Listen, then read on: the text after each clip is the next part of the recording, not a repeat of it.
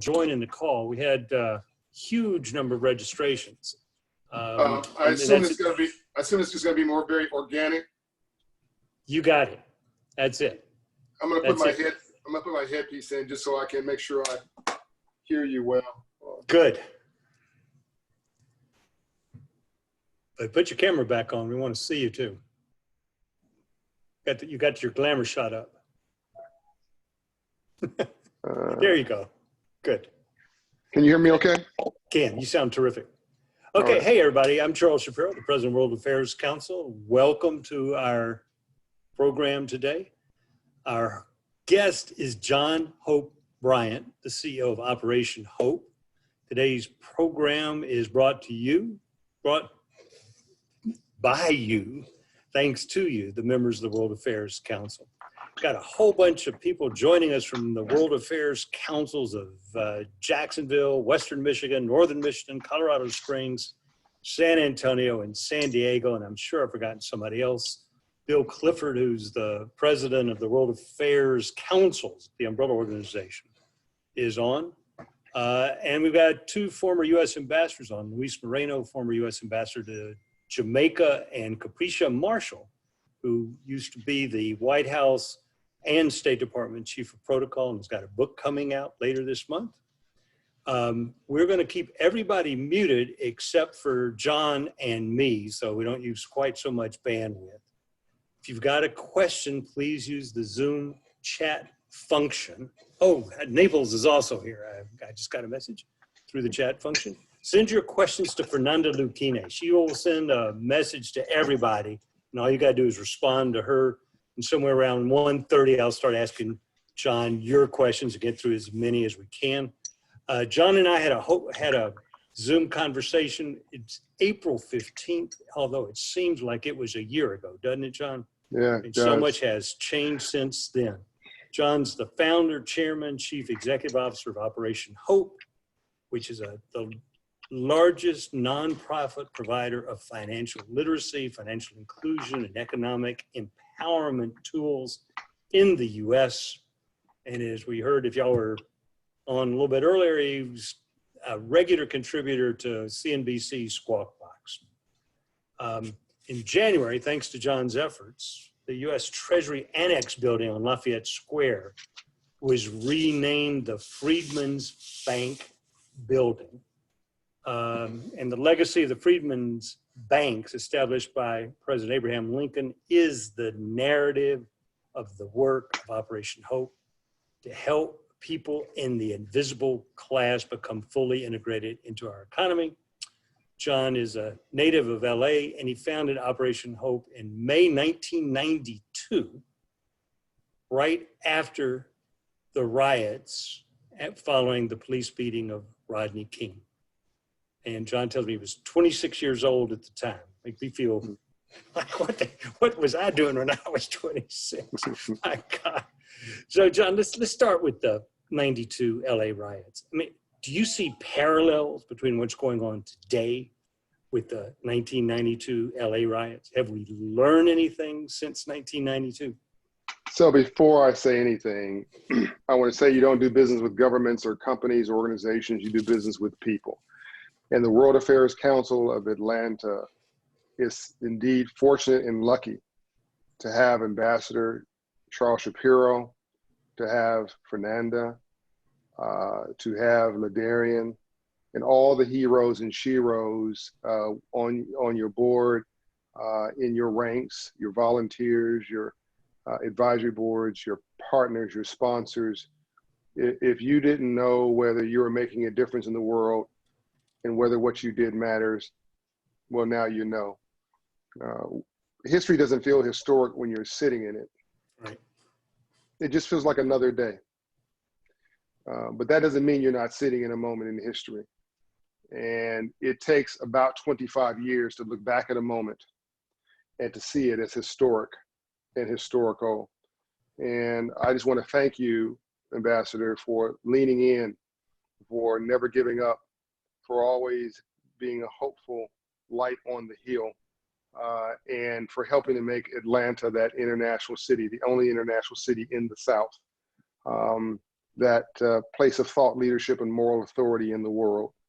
Other places are great and they have their legacy, but this is ours because of people like you, Ambassador Andrew Young, and others. I do see parallels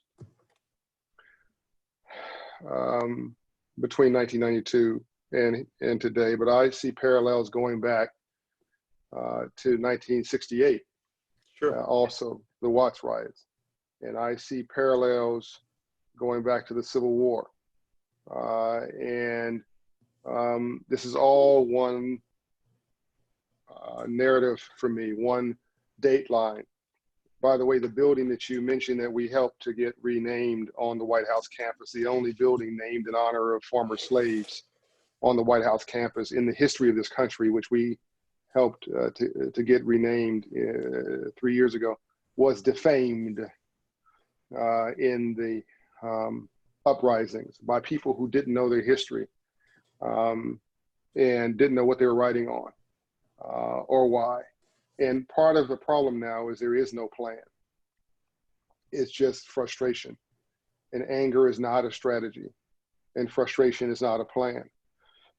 The most thoughtful and intelligent thing I've heard from all this weekend, and I've had so many conversations, I can't remember who to attribute this to, but a young person was talking to me this weekend when I was trying to explain to them that they were misusing Dr. King's quote. That Dr. King has said, and everybody said it repeatedly, that violence and riots are the language of the unseen and unheard. And I said, yes, but that is Dr. King acknowledging, not endorsing. Yeah, let me just, I'm going to interrupt you because the paragraph before that, he says, riots are socially destructive and self-defeating. And of course, he is emblematic of nonviolent protest. Yeah, but he was acknowledging that for some, his turn the other cheek didn't work. Malcolm X would say, I don't want to turn the cheek, I want to knock you in the cheek. So Dr. King was more thoughtful and his strategy took more time, didn't have such an immediate payoff. Obviously, we now know that's the strategy that worked. It resulted in outcomes and deliverables and legislation. And in many ways, what people are doing now to fight for freedom was because of Andrew Young, Dr. King, Coretta Scott King, and so many others, what they did. So it's hard for me to, it's such a sad moment for me. Ambassador Young and I cried last weekend. I cried because I've been shouting in the wilderness for 28 years, the same thing. He cried because he gave his life so that we might have life. And he's wondering whether this was all for naught. That he's used to black kids and white kids protesting together, not rioting together. So rainbows only follow storms, my friend. You cannot have a rainbow without a storm first. And the thing that made me hopeful this weekend, I'm talking to this young person to explain to them this misuse of the quote. He said, I understand we're misusing the quote. I said, excuse me? He said, I understand we're misusing the quote. But John, my grandfather talked. My father talked. John, I have been talking over and over and over again. John, no one's listening to me or my father or my grandfather. You, and by extension, Ambassador Young, and I guess he would say Ambassador Shapiro and all these other people, and the ladies who are now, our mayor and others who've got such an outsized voice, you can get in the boardrooms, you can get on TV, you can go to the White House, you can go in the corporate boardrooms, and they listen to you. They're not listening to us. We have to tear something up. We got to riot and protest. We got to shake things up before they listen to us. So maybe now they'll listen to us. We'll now pass the baton back to you. You go in and talk because they'll listen to you and cut a deal for all of us. Now, I'm not endorsing rioting or mayhem or tearing up private property or any of that stuff. But I must tell you, Ambassador Shapiro, that was a very thoughtful young man who said that to me. He felt like they had just run out of options. He wasn't trying to destroy, at least for his activities, private property. He was trying to, in his way, save America. He thought he was saving America. And he thought he was disobeying unjust laws. no different than Dr. King said, we must disobey unjust laws. And so, you know, I gave him a pass. I actually thought it was a very thoughtful comment, and start thinking about what else I need to do. Now, let me go back to your core question. Rodney King's riots was started with a Korean merchant who, because of his unique upbringing in Korea, would not look at a person in their eye because they was told that was disrespectful. So, and he wouldn't touch you with his hands because he was told that that was disrespectful. You weren't family. So when when a customer came in, Ambassador, to his little shop in South Central and said, I want to buy that, they would say yes, but wouldn't look at him. I would like my change back. They'd say yes. They put it on the counter, even though his hand was out. They wouldn't touch him. They put it on the counter. And then the black young man would look around and see nobody working in the store that looked like him, because he used his whole family to work as employees, not as an assault on somebody else, but he came to America with $40,000. He used that to buy a business, and they work upstairs, and the whole family works in the place. But because we were missing each other, there was no translation. We weren't being bilingual. And then a fuse lit with Rodney King. That Korean merchant was the first one to get torched. And that created a cycle of frustration and anger that burned 5,000 buildings, created $3 to $5 billion worth of damage. It was 50 deaths, I believe. I think it was 8,000 people arrested, lasted a week. That was the worst riot in urban history. This one, once the numbers come in, I'm sure will be larger because it was just multiple cities and all that kind of stuff. So I'm still waiting for the data. But that was about money. That was about poverty. It was about people for whom the police did not consider to be those that they were protectors of, but those that they were almost guarding from the rest of the world or overseeing in an open prison. Because they live in a 500 credit score. We lived in a 500 credit score neighborhood because we didn't have wealth. We didn't have opportunity because we were not viewed as stakeholders. Well, guess what? George Floyd lived in a 570 credit score neighborhood. Ambassador, this happened in a 570 credit score neighborhood. It happened over a $20 bill. Exactly. That was thought to be fraudulent. This was about poverty. And can you imagine, just to be really blunt, you know, my Jewish friends get discriminated against all the time. But can you imagine in an upscale 700 credit score neighborhood, a police officer putting his foot or knee on the neck of one of my Jewish or your Jewish friends who have financial and economic wealth, and the mayor's phone number on their speed dial? I think not. Absolutely. The consequences are just too high, professionally, financially, and otherwise. They just won't do it. They do this in these neighborhoods because they think there are no consequences. So civil rights is about guarding you against racism. Civil rights is about strengthening you in case it comes your way. Mm-hmm. And I can't get in your heart and change how you feel about me, but I can get in my heart and change how I feel about you. And we can't handle another one of these, Ambassador. I think the governor of Minneapolis said this. The nation is at a tipping point. And what's happening is we've devolved. You know, blacks used to wear suits and ties and as a uniform in the 30s, 40s, 50s. That was us modeling that American way, that spirit of we're all in this. We were proud. And then the 60s happened, right, with Dr. King and the 4 civil rights bills and Andrew Young and John Lewis and Dorothy Cotton and all these people, these heroes and sheroes. And Atlanta identified itself singularly as the southern city that decided to fight over money, not about race, right? That's a whole nother show about how Memphis and Birmingham could have been Atlanta, but they were short-sighted and argued over race, black and white. We argued over green. You get to then Dr. King is assassinated. Black power movement and rebelliousness. And, you know, see, I told you this stuff don't work. They killed Dr. King, they killed Malcolm X. Then we lost we lost the president and a presidential candidate the same year, I believe. Right. The darkening of America, the darkening days. Then you come to the Rodney King riots. By that time, you got gangster rap. Now everybody's dressed down, dumbed down. And gangster rap is saying, don't believe in America, believe in yourself and forget all this love stuff. Where's your car? Where's your money? Everything becomes about things. And now we are here. And yeah. Let me, I mean, it's always, you said earlier, I mean, it's hard to judge history when you're in the middle of it.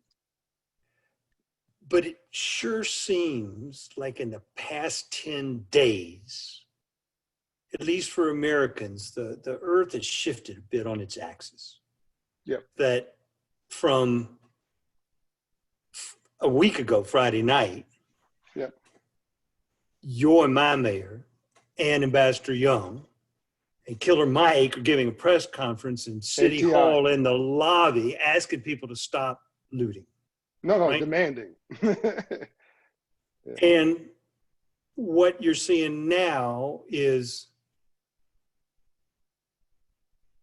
people who are rather, when you saw those people in Portland on that bridge just lying down for 8.5 minutes, right? Yes. And it has a gigantic impact.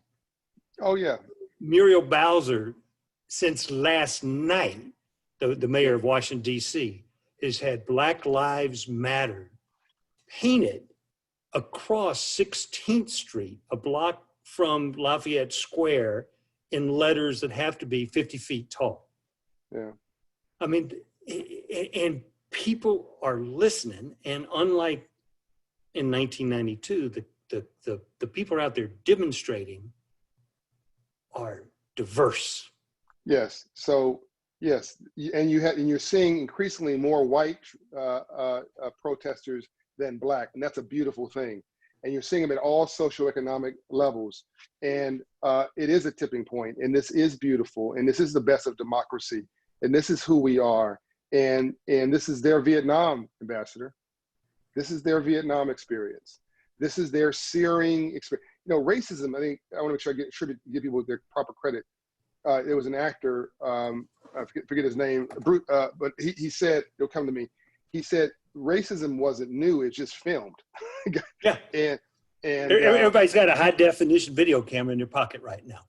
Yeah, but if this wasn't filmed, no one would believe this happened. But I think it's so atrocious and it's so obviously inhumane that I think it took the most conservative, cynical people to go, okay, this actually exists. If we caught this by accident, it's obviously happening more than we know. We have to do, this is not who we are. And so you've got a lot of soul searching.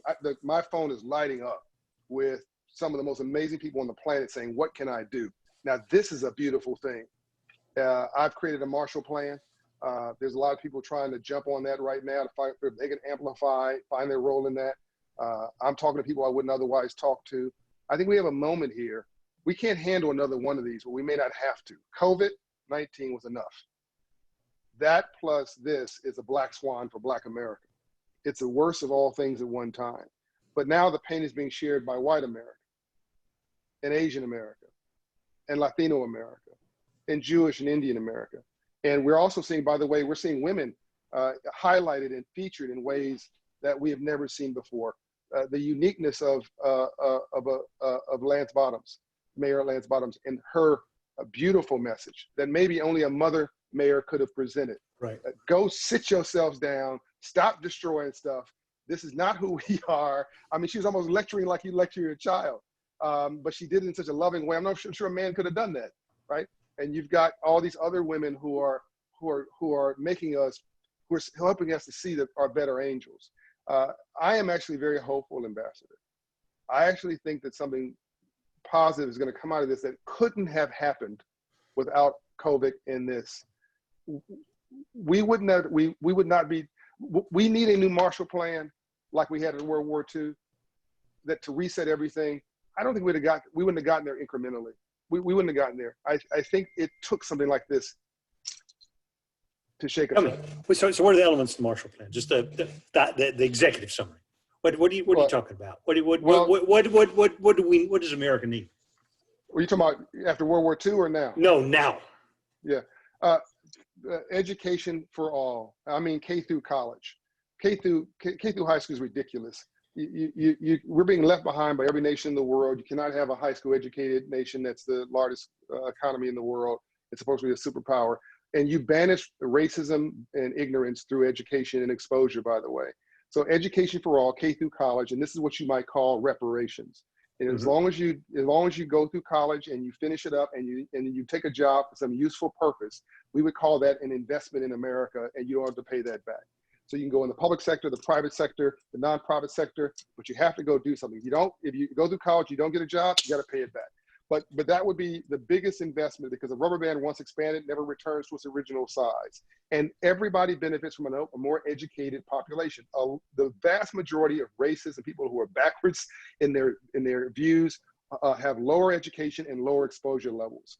So if you can open that door up, all boats rise, everybody wins. Financial literacy for all, because if you hang around 9 broke people, you'll be the 10th. The Freedmen's Bank was chartered by Abraham Lincoln after the Civil War, and run by Frederick Douglass, who people know to be an abolitionist, and you and I know him to be a businessman, Right. who owned $6.5 million worth of real estate in Baltimore, Maryland, and rented it out to working class blacks, gave him the financial freedom to be a civil rights leader. But that bank was chartered to teach free slaves about money, to put them back in the free enterprise system. And you combine that with 40 Acres and a Mule, which came 2 months before the Freedmen's Bank. And there was Lincoln's plan to put us back in the game. And then Lincoln was killed the next month in April. Something's weird about April. Lincoln was killed in April. Dr. King was killed in April. So financial literacy for all. Math does not have an opinion. Okay, but you cannot live in a free enterprise democracy and succeed without understanding the math. So financial literacy for all, education for all. This is a big one. Living wage for all. Now, no one's figured out how to crack this. I think we have. One of the biggest problems with this is who's going to pay for it. And half of employees in America are small businesses. So small businesses say, I can't afford to give my people a 20% raise. It'll crush my business. Okay, fine.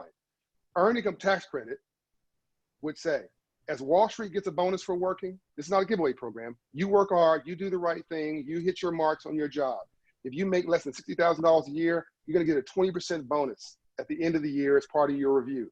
It's going to come from all Americans, not your employer. So EITC would give a staged bonus once a year for every American below $60,000, which is the vast majority of Americans of all races of people.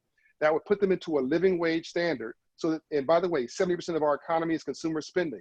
Right. So what are we going to do with that money? Put it back in the economy. So now the investor class, which is prospering right now, by the way, while the rest of us really are not, the investor class benefits. We're going to go buy more cars, more refrigerators, more microwaves. We're going to go on more vacations, the companies that they are invested in.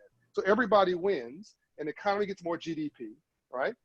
So that's a huge one, and I think that would be the first raise for middle America and working class America since the 70s, right? And that solves a lot of resentment. I mean, a lot of reasons why we had this crazy election 3 years ago is that my poor white friends from rural America, who we ignored for 60 years after the Industrial Revolution, and then give them a way to get a boat and a second home again, and making $20 an hour for effectively a high school education. That dream went away with the Industrial Revolution. They rioted at the ballot box, Ambassador Shapiro, 3 years ago. Black folks rioted, and my poor white friends rioted, just in different ways. Black folks just are very more emotional, more dramatic about it, right? So no one's happy with this system. There's a way to solve it. Access to capital for all, qualified opportunity zones for access for equity investment, CRA modernization, which I've helped with, Community Reinvestment Act for access to prime bank debt at reasonable costs.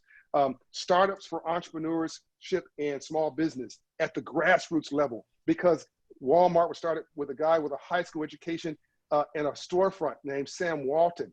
All right, so and he's the biggest retailer in the world. We got to realize that there is a Steve Jobs in the hood, not the hood, the hood, DA-HOD, the hood in America, and here on the west side in Atlanta, there's a Steve Jobs who became a drug dealer because he didn't have good role models and a good environment and no investor and no nurturing. There's more to it, but that's sort of the stuff off the top of my head that are sort of the big items that I think would have a transformational impact and would make us more resilient and bulletproof to our problems and more confident about our successes. But you're not talking about racism. I'm talking about classism. Look, the civil rights was waged and won in the streets. That was about race and the color line. Civil rights, S-I-L-V-E-R, is about class and poverty. it'll be won in the suites, not the street. This is about as much about class as it is about race. Again, there'll be, since the beginning of the world, there's been stupid people who are going to discriminate against you and me. But we don't have to make it easy for them. and we can actually make it quite penalized when you discriminate and when you act like a jerk. And that's, I'm talking about creating an economy and an environment that does it. I've asked major corporations, by the way, don't wait for Washington. Don't wait for City Hall. Use your budgets. Look at your budget that you spend every year. Don't do anything extraordinary. Where's your money going for advertising? Who's that agency? 20% of that to a minority firm. Who's doing your sanitation work in your office? Who's cleaning your offices? You know, who's doing your plumbing work? Who's, you know, where are you getting your interns? Where are you getting your apprenticeships? Just look at your budget. Who's doing your graphics work? And make sure that 20% of that goes to minority and women businesses, Black-owned businesses in particular, because they were literally left out of this equation, as we all know, and use that as your own social justice mechanism to create power where you are. And 10 ones equal 10. Racism, ambassadors, like rain. It's either falling someplace or it's gathering. So you might as well get out an umbrella and the color you like and start strolling through it, because it's not going to change. So we must. And I think that our white brothers have to start talking to our other white brothers and saying, this is just not okay. It's not cool. You know how smoking stopped in America, Ambassador? Anybody ever told you that story? Tell me. It wasn't stopped because the government said you're going to die if you, they put it on the back of cigarettes. This will kill you. That didn't stop it. Smoking stopped when it stopped being cool. Mm-hmm. When college educated people and those in suits and ties stopped smoking, then people would say, well, I don't want to do that anymore. That doesn't make me cool. It was that era's environment of social media, right? What's trending? So we need to make it trending to be an anti-racist. We need to make it trending to that being a dumb, I can't say this in a broadcast, but to be a dumb person is just not okay. We've made dumb sexy in this country. We've dumbed down and celebrated it. And we've got to make smart sexy again, here and around the world, because the world's looking at us as a role model. I've got a question for you from Valerie Lopez de Frank, and it's about policing. And we've all over the past week, I mean, we've seen videos on social media, on TV that are just absolutely disgusting. She asks, are unions, police unions, part of the problem or part of the answer? It's not just police unions that are part of the problem. It's an excellent question. If you go far enough in the North Pole, you end up south. So we have failed to give software upgrades to our social justice agenda. We've gotten lazy. We just sort of put things in place and left them there. Like, we're still protesting for 60 years as if that's our only strategy. So the wealthiest city in the world was 60 years ago was Detroit, Michigan. But they got lazy. They lost their sight of things. Now it's one of the poorest cities in the world. You know, Natchez, Mississippi was the richest city in the world in 1850. That's where the word millionaire came from. They had bad software. That was called slavery. Okay. Yeah. Unions were a wonderful thing when it was in the 1920s and 1930s, and they were trying to make sure the kids and elderly were not being abused, and that we set standards for base pay. That was actually early 20th century, all the way up to about 1930, 1940. They were beautiful. Unions were the best of America and an example for the world. But now it's become about protecting middle-class jobs. So I love what Delta CEO, and I believe Delta will come back, by the way. I love what Ed Bastian did. Ed Bastian said, let me give you something better. How about profit sharing? He said, when we do good, we'll tell our board, when we hit $1 billion in revenue, then that's our standard. $1.2 billion, that's what we reward to Wall Street. $1.5 billion, everything above $1.2 billion, we share with our employees. So that when we win, they win. Well, there's no miracle that when you get on a Delta plane, everybody's smiling at you, and the flight attendants are so nice, and the crew, because they're participating in the uplift, right? They are shareholders too. So the unions in the police department I'm not picking on them, but it's an old model. And a house divided cannot stand. That's biblical. So you cannot have a law enforcement sworn to protect the public, but chartered to protect themselves. That dog don't hunt, right? So we need a modernization of that relationship, and it's up or out. Either you're with a new vision or you need to leave. Every police officer needs to have body cams by national standards. Body cams are the new transparency. Okay, and there needs to be a buddy system. I forget what state this happened in, but I heard it was brilliant. A buddy system. So if you're a police officer and one of your officers, these are human beings making $45,000 a year who just had an argument with his wife last night, and somebody called him a schmuck this morning, and he's not feeling good about himself, and some drunk guy is going off on him, and so he's losing it. His buddy needs to tap on his shoulder and say, "You just tapped out." Tap him out. The other officer goes in. The officer that's tapped out and the officer that stepped out both get rewarded. They both get positive marks on their record. Good job, you guys. And when you don't tap out, you get a demerit, right? So you need a system that recognizes they are human beings and they're going to be in a highly charged emotional states. And you need a system that says, "I am your union. I'm your union right now. I'm trying to keep you out of trouble. Tap out, step out." And then we need intensive training like Dr. King does with the King Center and around training these officers and upgrading their software around human interaction. We do financial well-being training at Hope Inside at the Atlanta Police Department with officers because we found that officers are filing bankruptcy at double the national average, Ambassador. Wow. Sit on that one for a minute. Yeah, that's amazing. Okay, I got a question here. I don't know who it's from. I didn't get the name. It says, I'll make my answer shorter. Okay, we've had a war on drugs, a war on cancer, a national effort to put a man on the moon, other gigantic national initiatives. What stands in the way of the same sort of effort, whether it's your Marshall Plan or your Marshall Plan modified or something else, through a national war on racial injustice and inequality? I mean, how come we as a nation cannot do that? It's us. President Bill Clinton, if you don't listen to anything I've said today, and by the way, I've served Republican and Democratic presidents. My work has been honored at Operation Hope by 5 presidents, so I'm not picking sides here, right?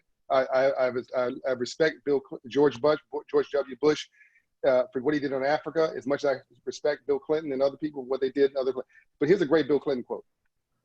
"It's hard to get somebody to agree to the truth when the lie is paying their paycheck." So you have all these interest groups who just like things the way they are.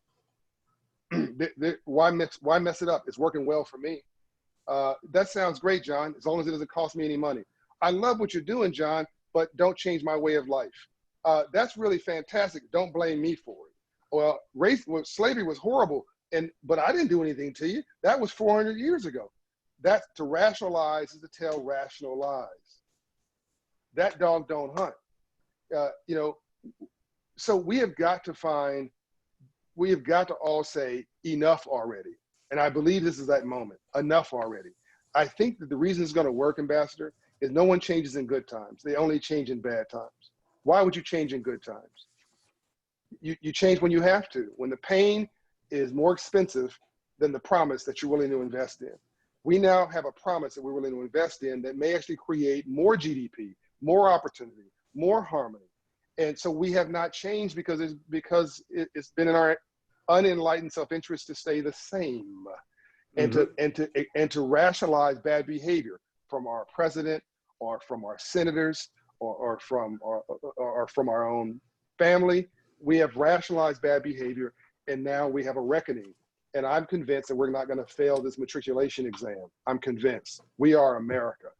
We are freedom. We are freedom lovers. We're obsessed with self-determination and uplift and opportunity. And we want to be better. We demand to be better. We are going to uplift and live our creed. And we will rise above our own limitations in this moment. Are cities in the U.S. there's a whole bunch of them with Black mayors, Black female mayors in Atlanta and Washington and many other places with Black and or female police chiefs, are they doing better than cities that are governed by a more traditional power structure? It's the wrong question. Okay, what's the right question? It's a good question, but it's the wrong question. The question is, do they have the right software? So my ideal politician has a Republican head and a Democratic heart. Okay. It's a party that doesn't exist, the Get It Done party. But we tend to pick sides. We say either all Republicans are evil or good, or all Democrats are idiots. Well, I don't know about you, Ambassador, but I've got bums in my family. So I got a bum factor. 20% of all whites are bums. 20% of all Blacks are bums. 20% of people in my family are bums. I love them, but they're bums. They act like bums. We need to change, we need to upgrade their software or call it out for what it is. So we have got to get out of the name calling. And it's not that a Black mayor or white mayor is better or worse, is they have different skill sets. The Black mayor may have more right brain connectivity to hope, well-being, engagement, faith, joy, love, compassion, but may not be better on balance sheets, income expense statements, left brain analytical work. Likewise, you might have somebody else who says, this is just about the numbers, forget about the human condition. Well, both of them are winning battles and losing wars. You need both. That was the magic of Ambassador Young, how he helped to turn this place into an international city. He got both. That was the magic of Dr. King, who took a moment that was important and made it feel urgent. I mean, Dr. King and Ambassador Young's brilliance of going into the South. And Dr. King would shut down the economy.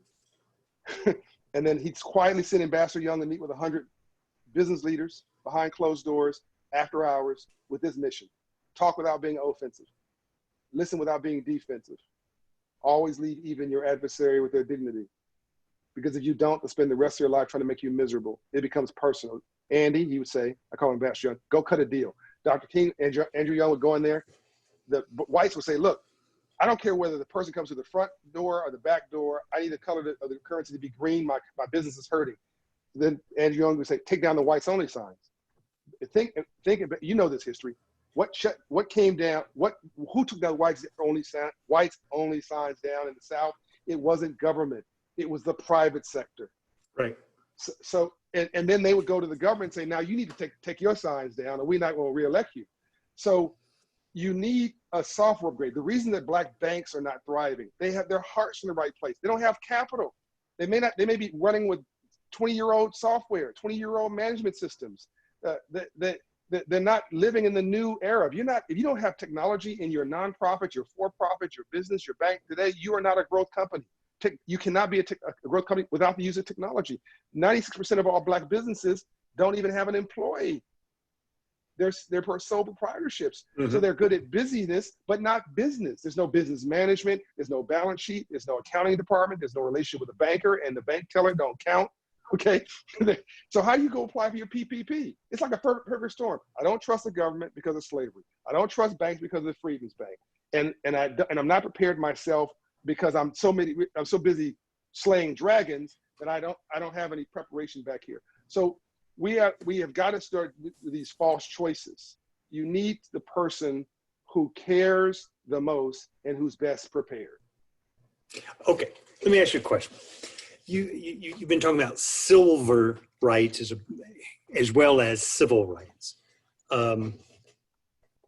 You may be one of the most well-known people in Atlanta. You have been known to drive a fast car every now and then. No, not a fast car, race car. I have a racing license. Okay. When you're driving home and you're exceeding the speed limit and that you see a police car pulling up behind you, how are you treated? Oh, that's a brilliant question. Ambassador Young, I know we just talked about this, would answer the same way in a different way, but the same way. Let's slow this down now and really unpack. This is my next book, Up From Nothing, comes out in October. I talk about this. Every person should understand that a Black person has three mentalities if they're going to succeed. a surviving mindset, a thriving mindset, and a winning mindset. The reason that there's not enough Black billionaires is there's not enough of us who've made it to the winning mindset. A winner believes they're a winner before they ever won anything, okay? Most of us have succeeded, got to the thriving mindset, which is the whole middle class dream and all that kind of stuff, which is great. But most Blacks are in a surviving mindset, which is why they never get off the mat. We're experts at racism, not on free enterprise. And that's a whole nother conversation. But when I get pulled over by the police, Ambassador, I immediately go to the surviving mindset. And here's what I say when the police officer pulls up. I look for the officer's name tag. Let's just say it's Smith. Hello, Officer Smith. Hope you're having a great day. Thank you so much for your public service. Really appreciate what you do. Most of it is no good deed shall go unpunished. By the way, I know I did something wrong. I screwed something up. I was on the phone multitasking. My apologies in advance. What did I do wrong? With a nice little smile on my face. Because my job is to de-escalate, assuming he can't. And now I've created a whole new baseline of a relationship with him. I've respected him. I've acknowledged him as a human being.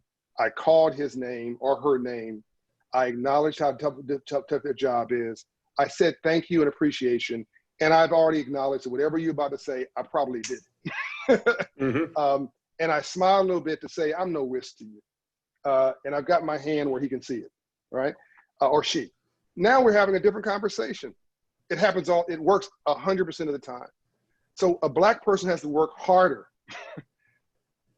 at basic justice than a white person or somebody else does because of all the things we've been talking about. It's just it's just what we're gonna have to do. And it's what I tell my nephew who's 20 years old before he leaves the house, is what every person who's a parent tells their children. You may not be judged by the content of your character. You may be judged by the color of your skin temporarily. Okay. Life is 10% what life does to you and 90% how you choose to respond to it. Right now, till we solve this, what's the response going to be? One of my employees just had a child. She happens to be Caucasian. And she said, John, I have to raise just a better child. That's how we solve this. I have got to raise, as a white woman, I've got to raise a better child to fix this for your future child. John, one reason I love talking to you so much is that you are always so optimistic. And you're so optimistic that you took Hope as your middle name. But what are you hopeful about now? Give us some optimism. I'm hopeful that we won't have to argue on the other side of this, that environmental sustainability is a priority, i.e. COVID-19. I'm hopeful that we want to argue on the other side of this, that healthcare workers and those who are also providing services like delivery trucks and mail clerks and stockroom clerks and people who are allowing us to stay at home and to distance, that they are not afterthoughts, that they are primary thoughts, and they are part of our surviving and thriving mechanism in society and should be respected as such. Part of my optimism is that we will attack the wealth and inequality gap for the thing that it is, which is a threat to our democracy, all of our democracy. Part of what I hope for is that my rich friends understand that they need to help my poor friends if only to stay rich. Mm-hmm. Part of my hope is that we're going to make financial literacy federal policy make K through college a baseline mandate for all of God's children.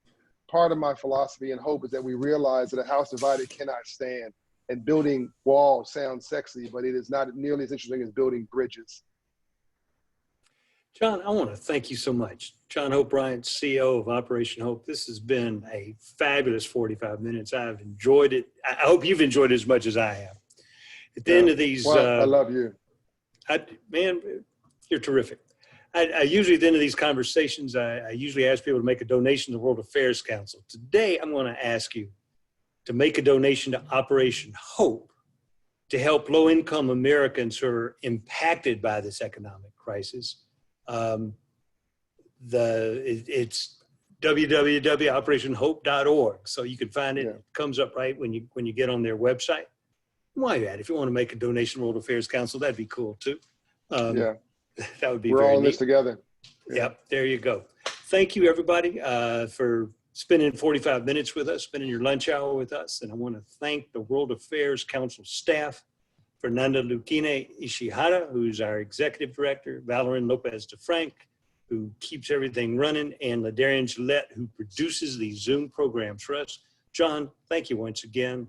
And to all of our audience, thank you. I hope to see you on Tuesday. We've got a program on U.S.-China relations at noon on Tuesday. Look on our website. It's going to be great. John, thanks again, man. Peace and light. Love you, man. I love you. Bye-bye. All right. Bye-bye.